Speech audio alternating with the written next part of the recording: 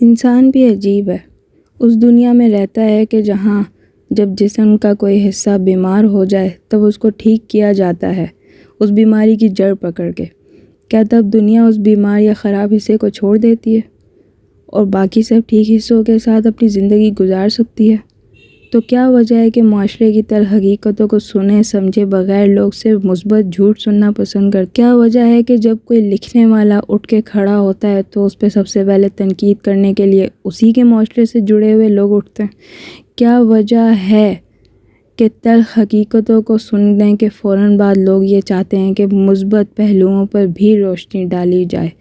مثبت پہلو تو پہلے سے ہی روشن ہیں، ان پہ کیا روشنی ڈالی جائے؟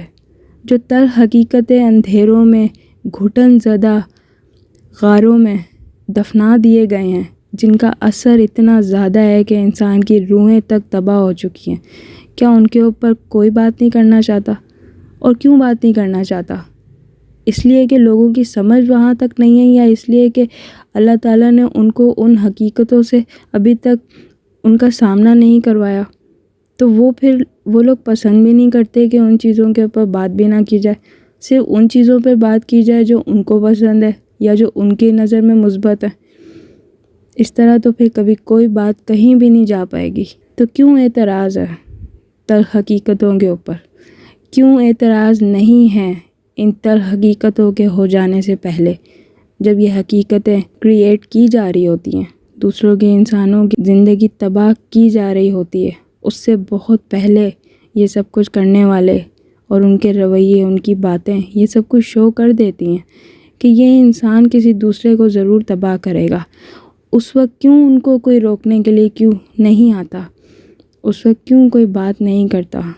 اور پھر جو یہ سب کچھ ہو جاتا ہے، یہ سب تباہ کاریاں ہو جاتی ہیں، انسان برباد ہو جاتا ہے، انسان اس حد تک آ جاتا ہے کہ اس کے پاس قلم اٹھا کر لفظوں کے موتی چننے کے علاوہ اور کوئی کام ہی نہیں رہتا، تو پھر لوگ پتھر اٹھا کے آتے ہیں اسے مارنے کے لیے، اسے زخمی کرنے کے لیے، اسے مزید توڑنے کے لیے، لیکن کوئی فائدہ نہیں ہوتا، کیونکہ یہ راہ ایسی ہے، یہاں جتنا ٹوٹیں گے اتنا ہی مزید گہرے ہوں گے۔